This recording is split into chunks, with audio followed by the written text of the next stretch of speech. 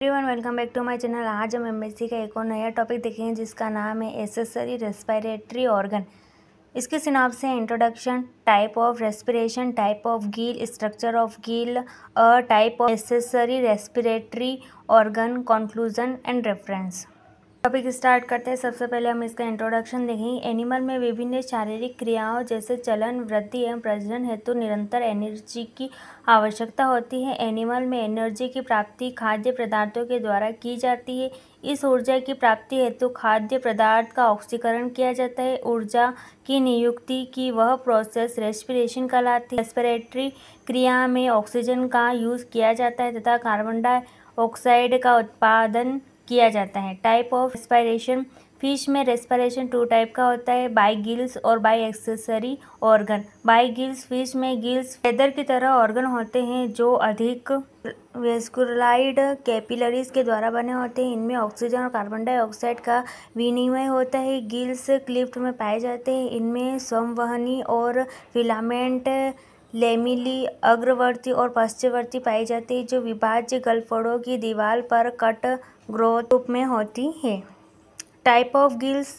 Gills सामान्यतः 2 प्रकार के होते हैं, एक्सटर्नल गिल और इंटरनल गिल। एक्सटर्नल गिल्स इसके रेशे अध्यावरण की बाहरी सतह से बने होते हैं तथा विसरल आर्क पतली अध्यावरण में ढके रहती है। यह केवल डिप्नोई के लार्वा में पाई जाती है।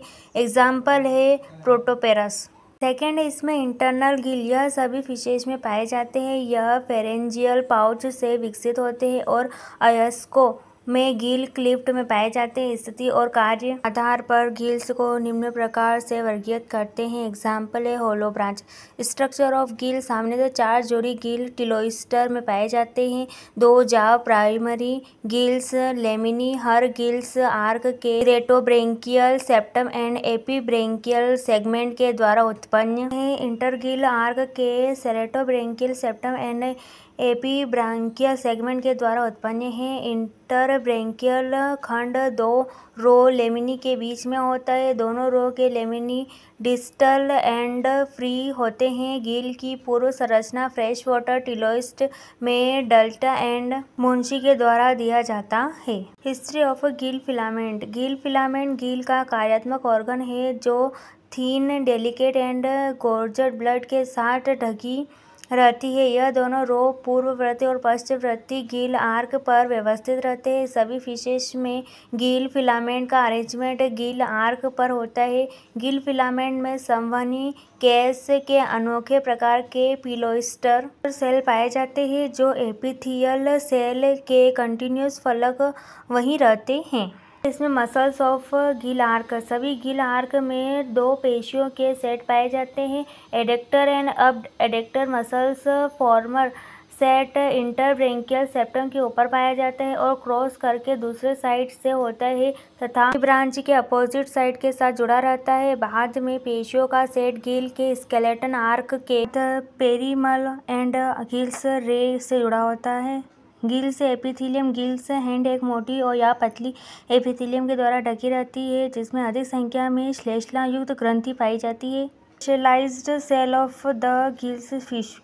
फिश के गिल्स में कुछ विशिष्टकृत सेल पाई जाती है। म्यूकस सेल एक स्पेशल ग्लोबलेट प्रकार के होते हैं। ये thin film of mucus secrete करते हैं और ये रेस्पिरेटरी एपिथेलियम की पानी की कमी से बचाव करती है। एसिडो ग्लैंड सेल में पाई जाती है। इसके अतिरिक्त क्लोराइड सेल पाए जाते हैं। अब एसेसरी रेस्पिरेटरी ऑर्गन। विभिन्न प्रकार के एसेसरी रेस्पिरेटरी ऑर्गन फिश में पाए जाते हैं जो निम्न टाइप से हैं। Skin S respiratory organ. यह कुछ विशेष प्रकार की फिशेज जैसे भारतीय ईल गिला के स्किन अत्यधिक महीन व पेशी होती है तथा यह रेस्पिरेटरी सतह का कार्य करते हैं तथा काफी समय तक पानी के बिना भी जीवित रह सकती है तथा नम वनस्पति जैसे दूर दूर काफी तक कुछ फिश स्थानांतरण होती है जो एक स्थान से दूसरे स्थान पर जाती है।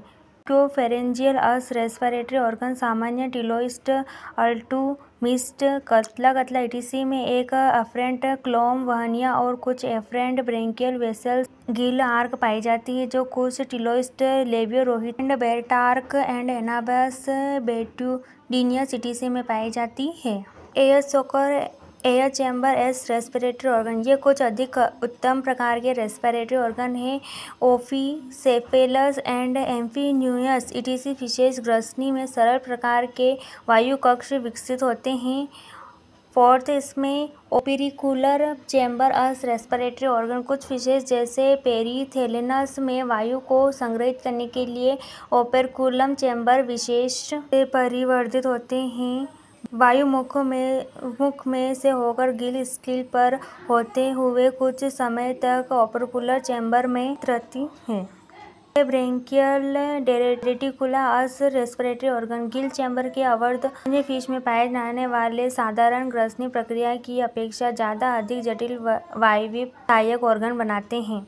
6, इसमें न्यूमेटिक चैम्बर अस रेस्पिरेटरी ऑर्गन, सैकेरोब्रांकस फिश में वन पेयर मेगाट्यूबुलस वायुकोश होते हैं। ये गिल्स फट के आउटग्रोथ प्रोसेस के रूप में विकसित होते हैं। ये पार्श्वी कोश में प्रथम गिल स्प्लिट से पूर्व को मध्य भाग तक फैले रहते हैं। इन कोशा की बोल व चिकनी अत्यधिक संवहनी होती है। Epithelium as respiratory organ, fish में इंटेस्टाइन की इंटरनल सतह रेस्पिरेटरी ऑर्गन का कार्य करती है। Outgrowth of pelvic fin as respiratory organ, American lungs fish लेपिडोप्टेरियन में रिप्रोडक्शन पीरियड में मेल के श्रेणीय परत बड़े हो जाते हैं। इन पर तंतु जैसा संवहनी प्रक्रिया विकसित हो जाती है। एयर ब्लैडर अस रेस्पिरेटरी ऑर्गन, उच्च आभासी फिश का वाताशय अनिवार्य रूप से एक एवं स्थैतिक ऑर्गन है। एक्सटर्नल गिल अस रेस्पिरेटरी ऑर्गन, फिश में बाह्य गिल बहुत अधिक संवहनी और फिलामेंटस एक्टोडर्म से आउटर ग्रोथ से बने होते हैं। विसरल आर्क आउटर सरफेस से ढकी रहती है। इसका रेफरेंस है fish and fisheries book by doctor QJ Swami. Thank you everyone. आज के वीडियो आपको कैसे लगा कमेंट में जरूर बताएं और ऐसे वीडियो के लिए इस चैनल को सब्सक्राइब कर लें।